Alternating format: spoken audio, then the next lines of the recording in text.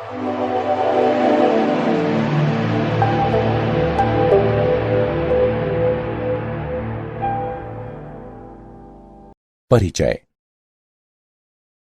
आज तनुज खरीदारी के लिए अपने पिताजी के साथ बाजार आया है।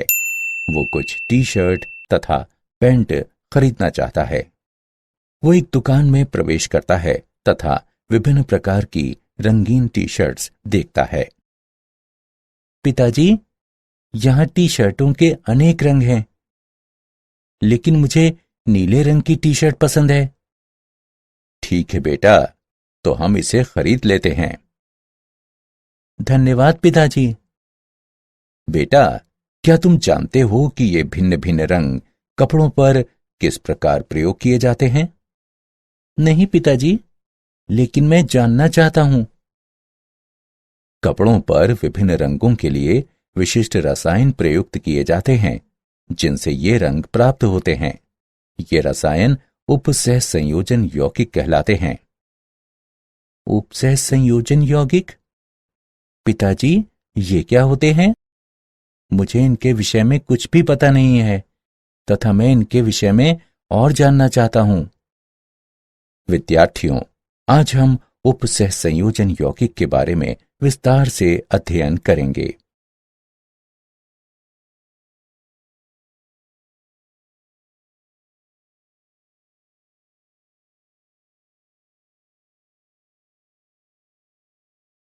उद्देश्य: इस पाठ के अंत में आप निम्न करने में सक्षम हो जाएंगे। उपसह संयोजन यौगिकों को परिभाषित करना, वर्नर के सिद्धांत का वर्णन करना, पारिभाषिक शब्दावली को परिभाषित करना, द्विलवण तथा संकुल यानी कॉम्प्लेक्स यौगिक में अंतर करना, उपसह संयोजन यौगिकों के नामकरण को समझना, उपसह संयोजन यौगिकों में समावयवता की व्याख्या करना, संयोजकता आबंध सिद्धांत तथा क्रिस्टल क्षेत्र सिद्धांत का वर्णन करना, धातु कार्बोनिलों में आबंध को जानना और उपसह संयोजन यौगिकों के स्थायित्व का विश्लेषण करना।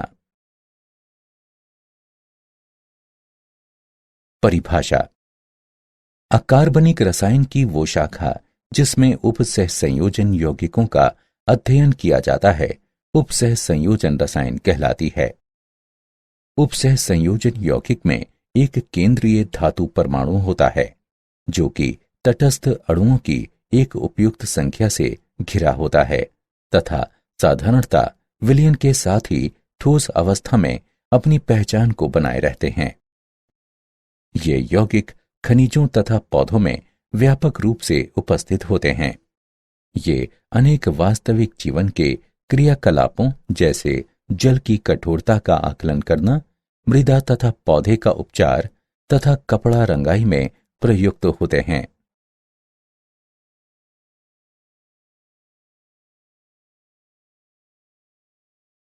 वर्नर का सिद्धांत।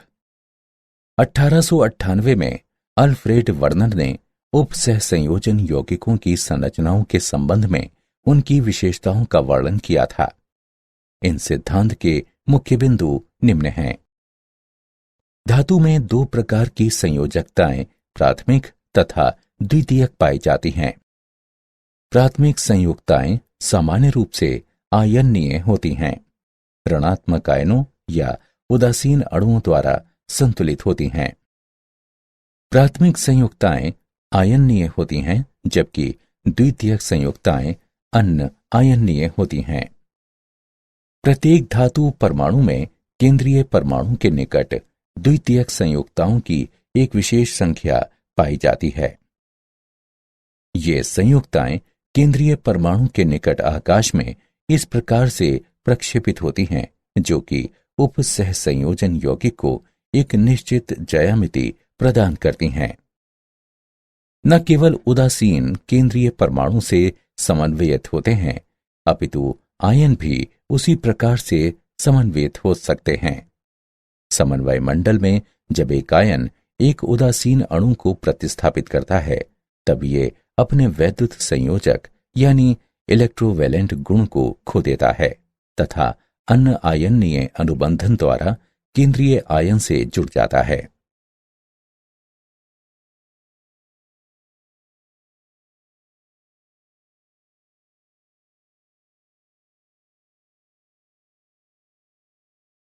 समन्वय सत्ता।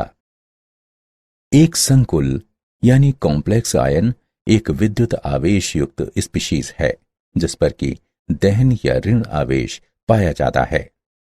इनमें केंद्रीय परमाणु या आयन तटस्थ अणुओं या नकारात्मक आयनों की एक उपयुक्त संख्या द्वारा घिरा होता है। उदाहरण CO, NH3, 4, Cl2। वो संकुल यानी कॉम्प्लेक्स आयन जिस पर धनात्मक आवेश पाया जाता है धनावेशित संकुल कहलाता है। उदाहरण NiNH3 6 2+। वो संकुल आयन जिस पर ऋणात्मक आवेश पाया जाता है ऋणावेशित संकुल कहलाता है। उदाहरण PtCl6 2-। वो संकुल यानी कॉम्प्लेक्स आयन जिस पर कोई भी आवेश नहीं पाया जाता है उदासीन संकुल कहलाता है। उदाहरण NiCO4।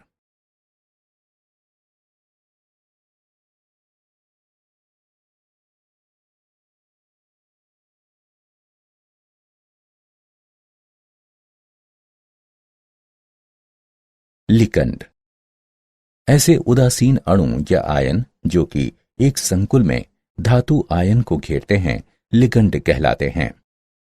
लिकंड सामान्यतः ध्रुवीय अणु होते हैं जिनमें संयोजक इलेक्ट्रॉनों का कम से कम एक बिना साझा वाला जोड़ा पाया जाता है। वे केंद्रीय धातु आयन से उपसह संयोजन बंध द्वारा जुड़े होते हैं। लिकंड में उपस्थित परमाणु जो कि केंद्रीय धातु परमाणु के साथ समन्वय बंध बनाता है उपसह संयोजित परमाणु या दाता परमाणु कहलाता है। लिकंड एक या अनेक दाता स्थल से युक्त होता है। दाता स्थल यानी स्थान की संख्याओं के आधार पर लिकंड निम्न प्रकार के होते हैं। एक तंतुर यानी यूनिडेंटेट एक दाता स्थल युक्त। उदाहरण कार्बोनेट आयन। द्विदंतुर यानी बाइडेंटेट दो दाता स्थल युक्त। उदाहरण ऑक्सलेट आयन। त्रिदंतुर यानी ट्राइडेंटेट तीन दाता स्थल युक्त। उदाहरण ट्राइएथिलीन ट्राइएमीन।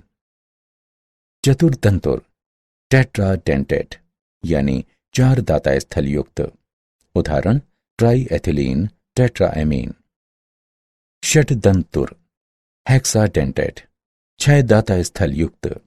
उदाहरण ethylene diamine tetra acetate ion. एक परमाणु में केवल एक ही दाता स्थल हो सकता है लेकिन एक अणु में एक से अधिक दाता स्थल हो सकते हैं।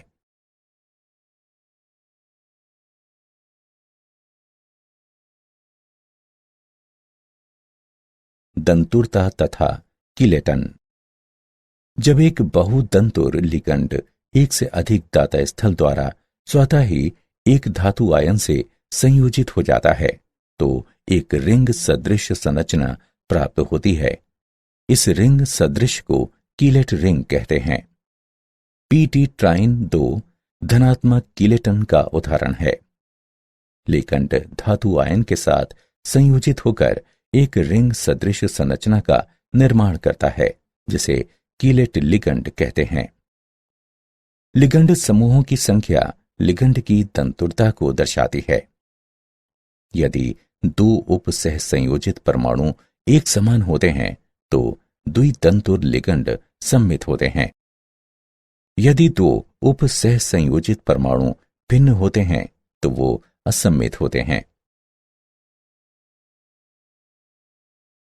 लिगंडों की कुछ विशेषताएं। आंतरिक धात्विक संकुल। जब लिगंडों में उदासीन तथा ऋणावेशित दोनों ही समूह उपस्थित होते हैं तो ये धात्विक धनायन के साथ संयोजित हो जाते हैं। ये संकुल का निर्माण करते हैं जिसमें उपसह संयोजन संख्या तथा धनायन का आवेश दोनों स्वतः ही बराबर होते हैं। लचीला दंतुर गुण। धातु आयन के साथ संयोजित होने के लिए बहुतंतुर लिगंड अपने सभी दाता परमाणुओं को प्रयुक्त नहीं कर सकते हैं। उदाहरण के तौर पर ethylene diamine tetra acetate ion यानी EDTA षटदंतुर या पंचदंतुर या चतुर्दंतुर लिगंड की तरह कार्य करता है। उभयदंती लिगंड, जब कुछ एक तंतु लिगंडों में एक से अधिक दाता परमाणु होते हैं जिसके द्वारा वे केंद्रीय परमाणु से संयोजित हो सकते हैं।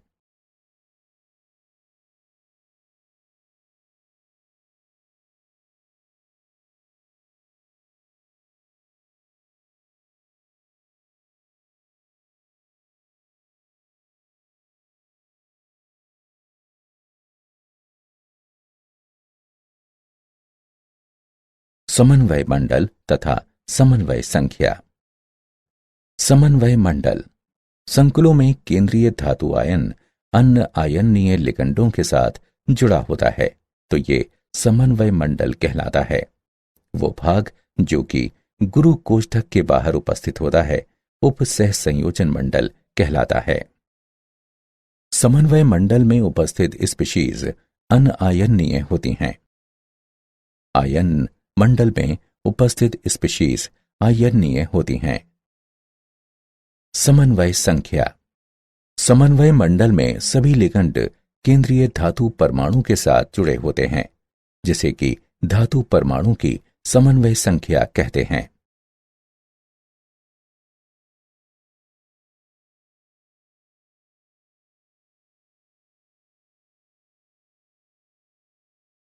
समन्वय बहुफलक। समन्वय मंडल में लिगंड केंद्रीय परमाणु से जुड़े होते हैं जो कि एक निश्चित दिशा में स्थित होते हैं। ये संकुल आयन को एक निश्चित ज्यामिति प्रदान करता है। केंद्रीय परमाणु आयन से सीधे जुड़े लिगंड परमाणुओं की दिक्स्थान व्यवस्था को केंद्रीय परमाणु का समन्वय बहुफलक कहते हैं। सामान्य बहुफलक निम्न हैं: वर्ग समतलीय, चतुष्फलकीय, त्रिकोणीय पिरामिडी, वर्ग पिरामिडी, अष्टफलकीय। उदाहरण PtCl4 2- में वर्ग समतलीय बहुफलक देखा गया है। NiCO4 में चतुष्फलकीय बहुफलक देखा गया है तथा CONH3 6 3+ में अष्टफलकीय बहुफलक देखा गया है।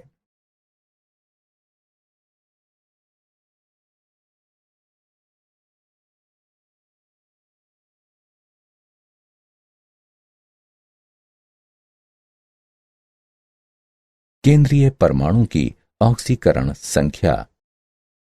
ऑक्सीकरण संख्या एक अवशिष्ट आवेश होता है जो कि केंद्रीय परमाणु पर तब पाया जाता है जब अन्य सभी परमाणु उससे निकल जाते हैं। संकुल पर पाया जाने वाला आवेश घटक भागों के आवेशों का कुल योग होता है। यदि संकुल उदासीन होता है तब घटकों के आवेशों का कुल योग 0 होता है। घटकों के आवेश का कुल योग ऋणावेशित या धनावेशित संकुल यानी कॉम्प्लेक्स के लिए समन्वय मंडल पर पाए जाने वाले आवेश के बराबर होता है। संकुल आयन पर कुल वैद्युत संयोजक आवेश आवेशित आयनों की संख्या जो कि उदासीन अणुओं को प्रतिस्थापित करने के लिए समन्वय मंडल में प्रवेश करते हैं उनमें परिवर्तित हो जाता है।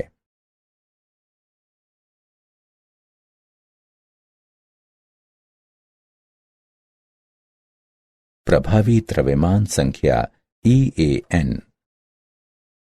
संकुल में केंद्रीय धातु परमाणु की प्रभावी द्रव्यमान संख्या की गणना दिए गए सूत्र द्वारा आसानी से की जा सकती है। EAN बराबर Z - ON + 2 CN, जहां Z केंद्रीय धातु परमाणु की द्रव्यमान संख्या है, ON केंद्रीय धातु परमाणु का ऑक्सीकरण संख्या है तथा CN केंद्रीय धातु परमाणु की उपसह संयोजन संख्या है। यदि प्रभावी द्रव्यमान संख्या अगली नोबल गैस की द्रव्यमान संख्या के बराबर होती है तो एक स्थायी संकुल यानी कॉम्प्लेक्स का निर्माण होता है। उदाहरण FeCO5 की प्रभावी द्रव्यमान संख्या बराबर 26 माइनस 0 प्लस 2 गुणे 5 बराबर 36 के बराबर है। प्रभावी द्रव्यमान संख्या नियम अनेक विषयों में लागू होता है। Ni2 CO2 Ag1 के संकुल सामान्यतः इस नियम का अनुसरण नहीं करते हैं। FeCl4 माइनस 1 तथा FeCN6 3 माइनस में Fe इस नियम का अनुसरण कभी नहीं करता है।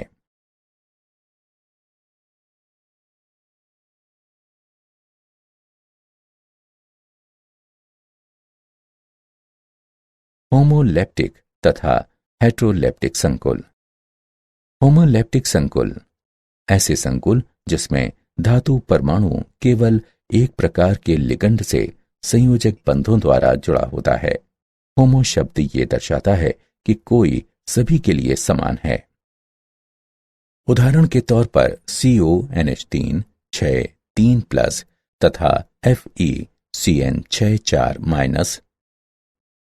हेट्रोलेप्टिक संकुल ऐसे संकुल जिसमें धातु परमाणु एक से अधिक प्रकार के लिगंड से संयोजक बंधों द्वारा जुड़ा होता है। कुछ लिगंडों के लिए यह संभव है कि वो 2 या 2 से अधिक भिन्न संयोजक बंधों द्वारा जुड़े हों। उदाहरण COCl2 NH3 4 प्लस।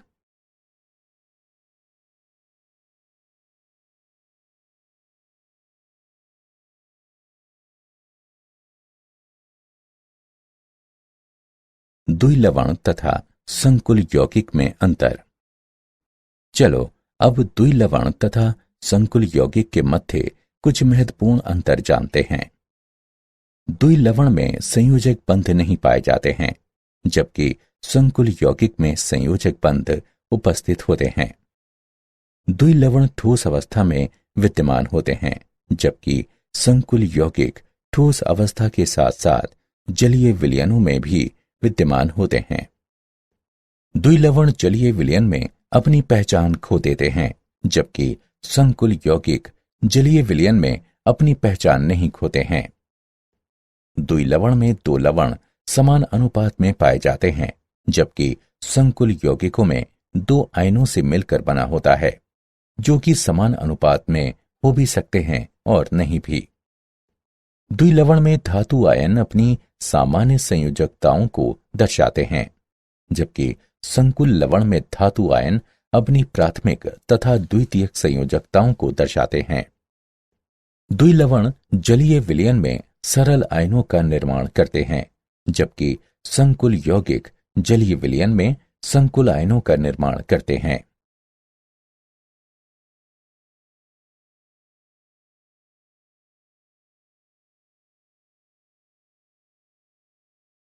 उपसह संयोजन यौगिकों का नामकरण। उपसह संयोजन यौगिक तथा संकुल सूत्रबद्ध होते हैं तथा इनके जो नाम अपनाए गए हैं वे international union of pure and implied chemistry यानी IUPAC की अनुशंसाओं पर आधारित हैं। नियम 1। धनायन का नाम ऋणायन से पहले लिखा जाता है। नियम 2। स्पीशीज जो कि समन्वय मंडल में स्थित होती हैं एक ही शब्द में लिखी जाती हैं। नियम 3। लिगंडों को अंग्रेजी वर्णमाला के क्रम में लिखा जाता है तथा उनकी संख्याओं को डाई, ट्राई, टेट्रा इत्यादि से प्रदर्शित किया जाता है। नियम 4। H2O को एक्वा कहा गया है, NH3 को एमीन कहा गया है, NH2 को एमाइन कहा गया है तथा ऋणावेशित लिगंडों के नाम के अंत में O आता है। नियम 5। ऋणावेशित संकुल के अंत में एट लगा होता है। उदासीन तथा धनावेशित संकुलों में कोई भी परिवर्तन नहीं होता है। नियम 6। केंद्रीय धातु की ऑक्सीकरण अवस्था को कोष्ठक में रोमन अंकों द्वारा दर्शाया जाता है।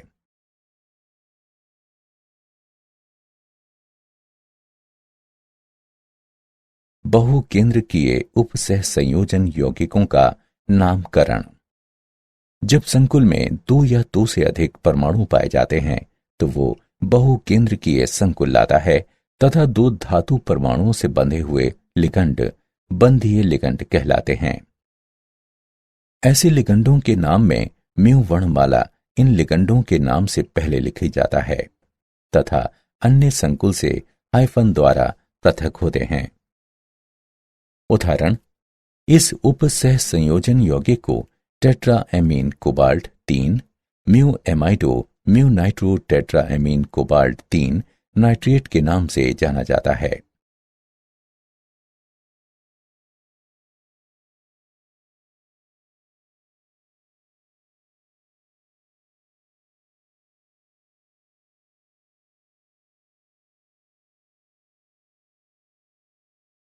उपसह संयोजन यौगिकों के नामकरण के उदाहरण। चलिए उपसह संयोजन यौगिकों के नामकरण का एक उदाहरण लेते हैं। CrH2O 4Cl2Cl उपसह संयोजन यौगिक का क्या नाम है? चलो विलयन को देखते हैं। उपसह संयोजन यौगिक के सूत्र में संकुल पहले लिखा जाता है, इसलिए ये धनावेशित संकुल है तथा इसका नाम पहले लिखा जाता है। नियमों के अनुसार संकुल के नामकरण के समय लिगंडों का नाम पहले लिखा जाता है, इसके बाद केंद्रीय धातु आयन का नाम लिखा जाता है। लिगंडों को वर्णमाला के क्रम में लिखा जाता है, अतः एक्वा पहले आता है तथा उसके बाद क्लोरो आता है। केंद्रीय धातु परमाणु की ऑक्सीकरण संख्या +3 है तथा ये रोमन अंकों में कोष्ठक में लिखी जाती है। क्लोराइड ऋणायन होता है। इस प्रकार इस उपसह संयोजन यौगिक का नाम टेट्रा एक्वा डाइक्लोरोक्रोमियम 3 क्लोराइड है।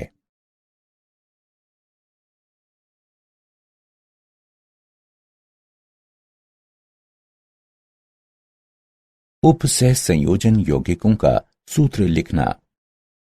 जब उपसह संयोजन यौगिकों का नामकरण दिया होता है तब इसका सूत्र लिखते समय कुछ नियमों का अनुसरण करना पड़ता है। नियम 1, धनायन का सूत्र पहले लिखा जाता है, उसके बाद उसके ऋणायन का सूत्र लिखा जाता है। नियम 2, समन्वय मंडल गुरु कोष्ठक में लिखा जाता है।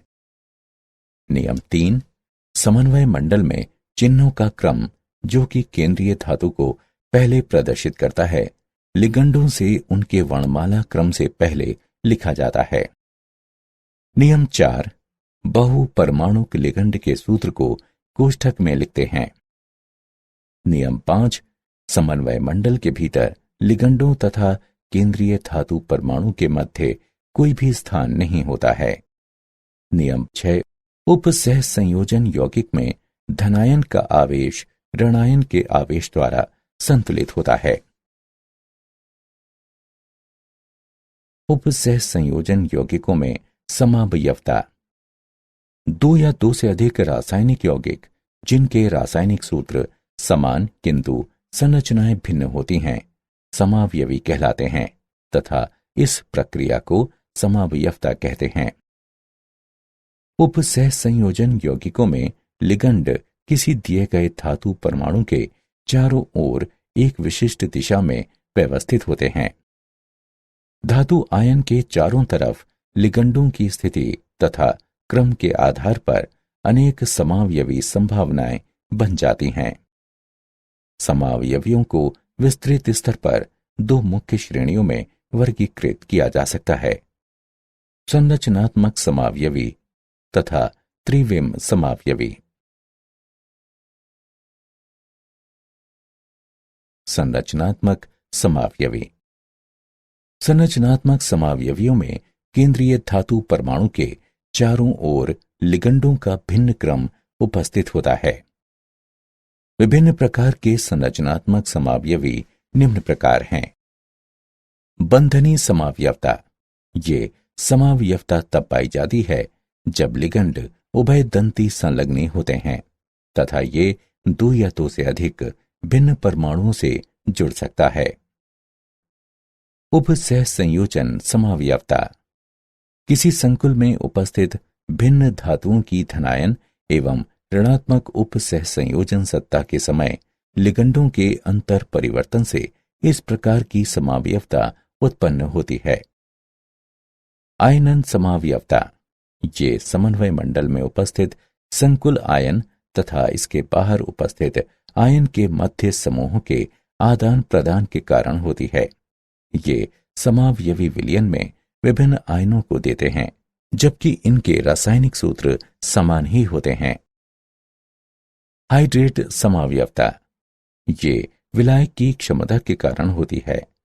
सामान्यतः समावयवियों की संख्या प्रदान करने के लिए समन्वय मंडल के आंतरिक तथा बाईं ओर जल अणु विभिन्न माध्यम से निकलते हैं।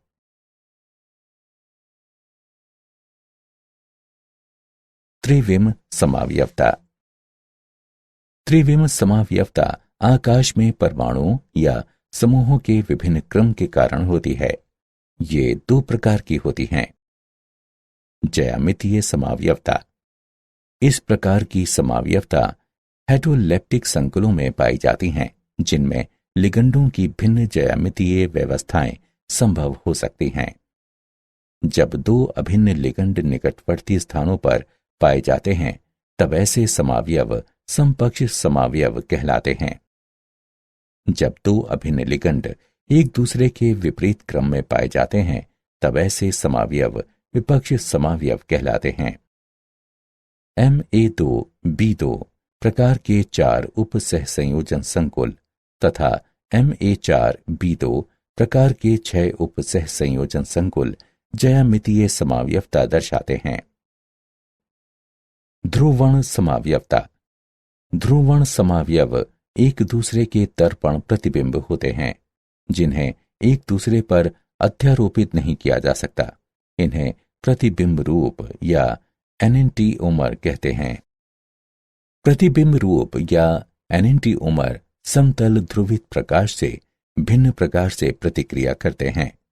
प्रतिबिंब रूप या एनेंटिओमर जब समतल ध्रुवित प्रकाश को क्लॉकवाइज यानी घड़ी के घूर्णन दिशा में मोड़ देता है, तो उसे दक्षिण ध्रुवण घूर्णक कहते हैं, तथा जब समतल ध्रुवित प्रकाश को एंटी क्लॉकवाइज यानी घड़ी के घूर्णन दिशा के विपरीत नहीं मोड़ता है, तो उसे वाम ध्रुवण घूर्णक कहते हैं। 3 द्विदंतोर लिगंडों से युक्त 6 उपसह संयोजन संकुल केवल ध्रुवण समावयवता को दर्शाते हैं।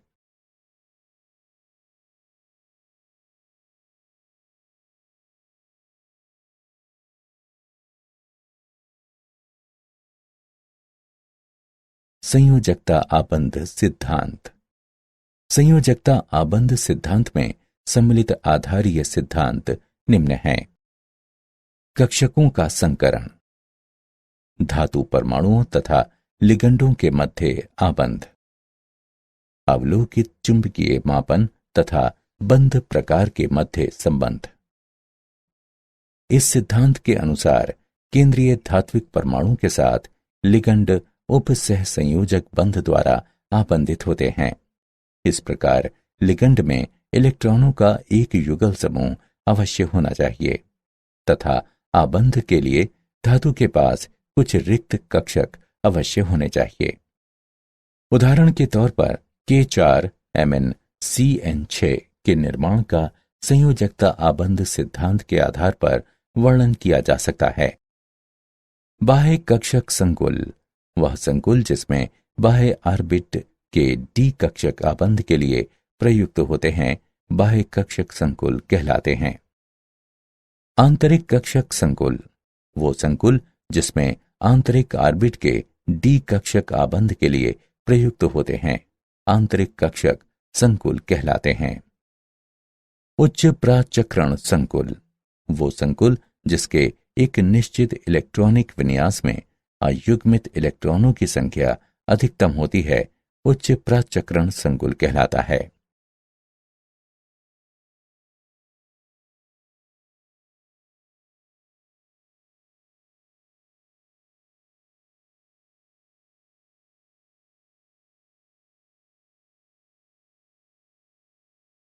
संयोजकता आबंध सिद्धांत की सीमाएं।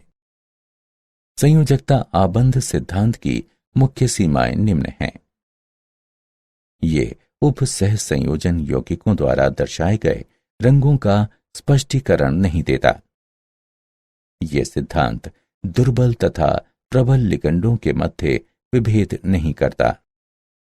इसमें अनेक प्रकार के पूर्वानुमान हैं। ये 4 समन्वयी संकुलों के लिए चतुष्फलकीय तथा वर्ग समतल संरचनाओं का सही अनुमान नहीं लगा पाता। ये उपसह संयोजन यौगिकों के ऊष्मागतिकीय और गतिक स्थायित्व की कोई भी मात्रात्मक व्याख्या नहीं करता। क्रिस्टल क्षेत्र सिद्धांत। क्रिस्टल क्षेत्र सिद्धांत के मुख्य बिंदु निम्न हैं। संकुल में केंद्रीय धातु परमाणु तथा लिगंडों के मध्य आकर्षण नगण्य होता है। संकुल में केंद्रीय धातु परमाणु आवेश के एक धनात्मक आयन, जो कि ऑक्सीकरण अवस्था के बराबर होता है, उससे संबंधित होता है। केंद्रीय धातु तथा लिगंडों पर उपस्थित इलेक्ट्रॉन के मध्य प्रतिकर्षण बल होता है। इसलिए इलेक्ट्रॉन्स डी कक्षकों को, जो कि लिगंडों के प्रवेश की दिशा से सबसे अधिक दूर हैं, घेर लेते हैं। लिगंड एक बिंदु आवेश की तरह होता है। संकुल के निर्माण में डी कक्षक विभिन्न ऊर्जा के स्तरों में विखंडित हो जाते हैं। क्रिस्टल क्षेत्र सिद्धांत की मुख्य सीमाएं निम्न हैं। ये अवधारणा कि लिगंड एक बिंदु आवेश है प्रायोगिक तौर पर सही नहीं है, क्योंकि ऋणायन लिगंड के समीप प्रबल क्षेत्र होना चाहिए, किंतु उनमें से अधिकतर में ये नहीं होता है। यह सिद्धांत लिगंड तथा केंद्रीय परमाणु के मध्य आबंध की सह संयोजक प्रवृत्ति का संज्ञान नहीं देता है।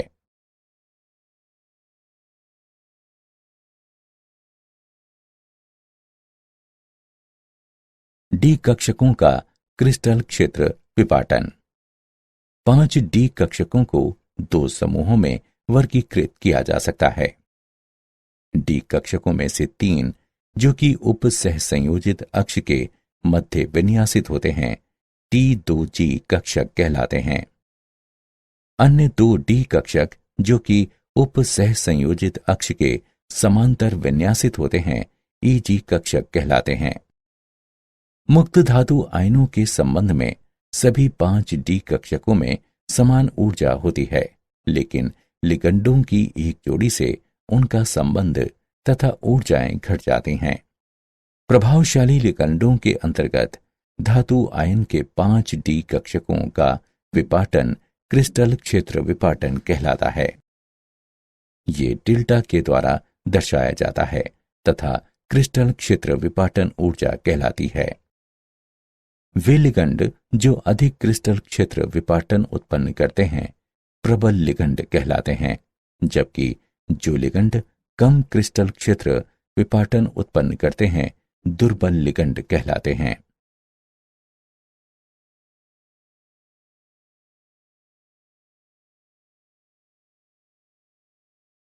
अष्टफलकीय तथा चतुष्फलकीय संकुलों में क्रिस्टल क्षेत्र विपाटन। अष्टफलकीय संकुलों यानी कॉम्प्लेक्सों में 6 लिगंड उपसह संयोजित अक्ष के साथ केंद्रीय धातु आयन से जुड़े होते हैं। ऐसा अक्ष DX2 घटा Y2 तथा DZ2 कक्षक होता है। इन कक्षकों के स्तर में कक्षकों के T2G से अधिक ऊर्जा होती है। चतुष्फलकीय संकुल यानी कॉम्प्लेक्स में 4 लिगंड शंकु के एकांतर कोण तथा शंकु के केंद्र पर केंद्रीय आयन घेर सकते हैं। इस स्थिति में कक्षक का T2G समूह संबंधित निकटवर्ती लिगंडों से जुड़ा होता है तथा इसलिए डी कक्षकों के T2G समूह में कक्षकों के EG समूह की अपेक्षा अधिक ऊर्जा पाई जाती है। डेल्टा T तथा डेल्टा O में संबंध दिया गया है। डेल्टा T बराबर 4/9 डेल्टा O।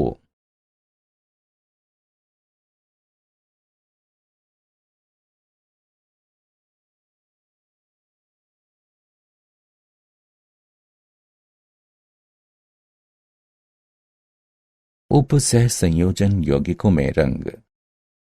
संकुलों का रंग स्पेक्ट्रम के दृश्य क्षेत्र में प्रकाश के अवशोषण तथा पूरक रंग की किरणों के कारण होता है। डी कक्षकों में उपस्थित इलेक्ट्रॉनों द्वारा ऊर्जा अवशोषित की जाती है तथा ये निम्न ऊर्जा वाले डी कक्षकों से उच्च ऊर्जा वाले डी कक्षकों की ओर उत्तेजित हो जाते हैं। जब ये निम्न ऊर्जा वाले डी कक्षकों में वापस आते हैं तब ये ऊर्जा को प्रसारित करते हैं। संक्रमण धातुओं के उपसह संयोजन यौगिकों का रंग लुभावना होता है। जलीय विलयन में एक्वा संकलों की उपस्थिति के कारण रंग अवलोकित होते हैं। उपसह संयोजन संख्या तथा लिगंडों की प्रकृति में परिवर्तन के कारण रंगों में भी परिवर्तन आता है। ऑक्सीकरण अवस्था में परिवर्तन के कारण रंग में भी परिवर्तन आता है।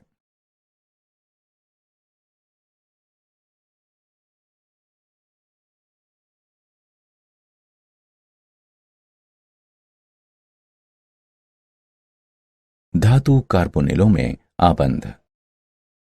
होमोलेप्टिक कार्बोनिल यौगिक जिनमें केवल कार्बोनिल लिगंड हों अधिकतर संक्रमण धातुओं द्वारा निर्मित होते हैं।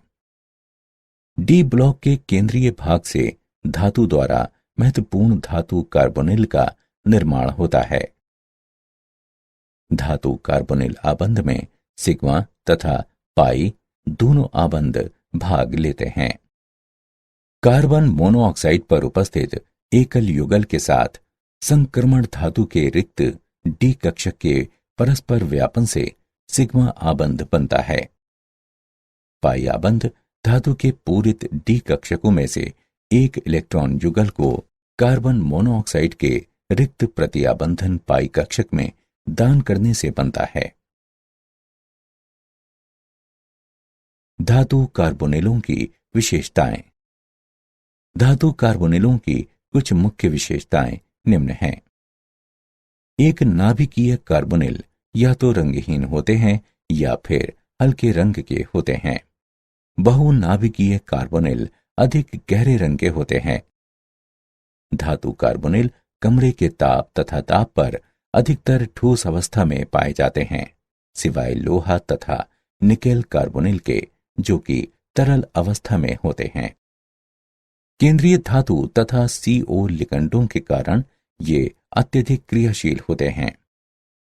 एक नाभिकीय कार्बोनिल वाष्पशील तथा विषैले होते हैं। अधिकतर धातु कार्बोनिल हाइड्रोकार्बन विलायकों में घुलनशील होते हैं। धातु कार्बोनिल औद्योगिक उत्प्रेरकों तथा जैव संश्लेषण में अग्रदूतों की भांति प्रयोग किए जाते हैं।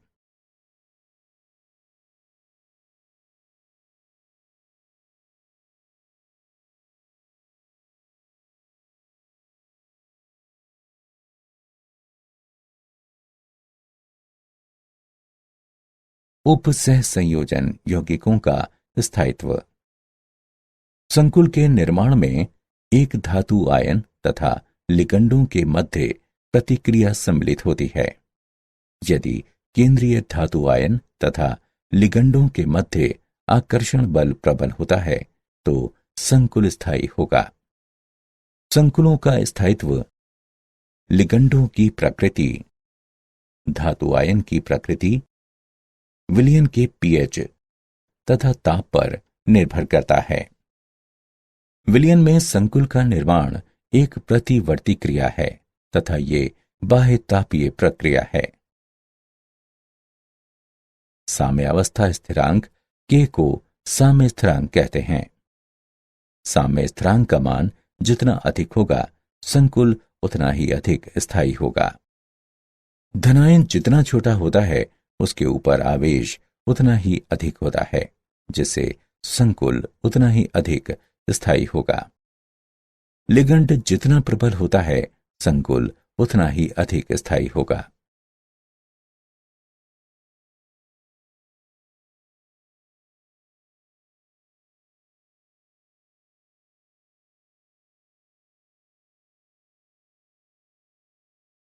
उपसह संयोजन यौगिकों का अनुप्रयोग।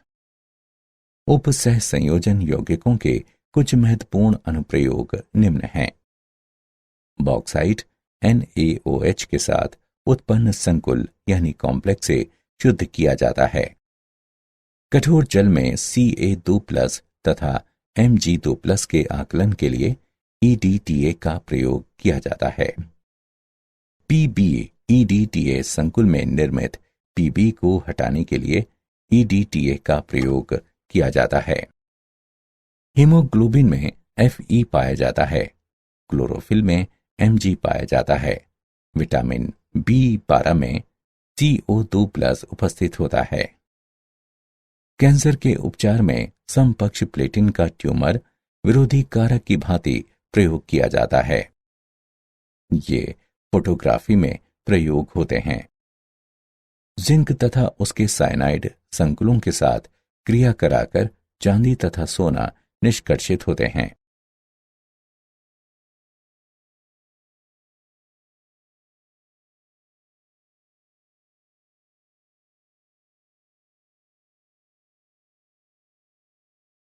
क्या आप जानते हैं उपसह संयोजन यौगिकों का उपयोग वैद्युत लेपन में किया जाता है। एक यौगिक में उपसह संयोजन तथा आयन के मध्य अंतर को समझने के लिए अल्फ्रेड वर्नर ने 1893 में एक सिद्धांत प्रतिपादित किया था।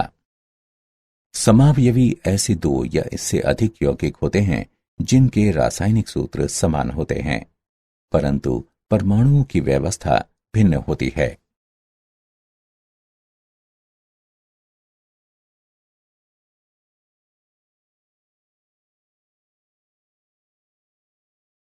सारांश। आइए हमने जो कुछ सीखा है उसे संक्षेप में दोहराएं। उपसह संयोजन यौगिक में एक केंद्रीय धातु परमाणु पाया जाता है जो कि उदासीन अणुओं की एक उपयुक्त संख्या द्वारा घिरा होता है तथा सामान्यतः ये विलयनों के साथ साथ ठोस अवस्था में अपनी पहचान को बनाए रखता है। प्राथमिक संयोजकता ऋणात्मक आयनों के द्वारा, जबकि द्वितीयक संयोजकता या तो ऋणात्मक आयनों द्वारा या फिर उदासीन अणुओं के द्वारा संतुलित होती है। उदासीन अणु या आयन जो कि एक संकुल में धातु आयन को घेरते हैं लिगंड कहलाते हैं। वो लिगंड जो कि धातु आयन से समन्वयित होकर एक रिंग सदृश संरचना का निर्माण करता है कीलेट लिगंड कहलाता है। समन्वय मंडल में लिगंडों की कुल संख्या जो कि केंद्रीय धातु परमाणु से संलग्नित होती है धातु परमाणु की समन्वय संख्या कहलाती है।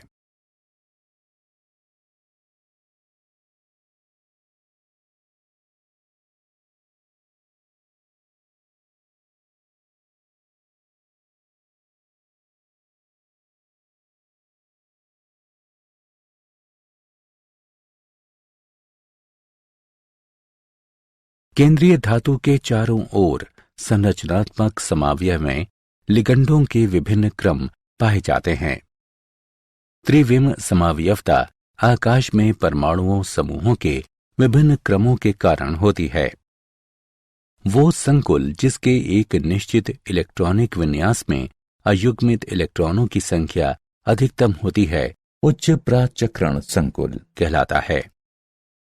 महत्वपूर्ण धातु कार्बोनिल्स D ब्लॉक के केंद्रीय भाग से धातु द्वारा निर्मित होते हैं।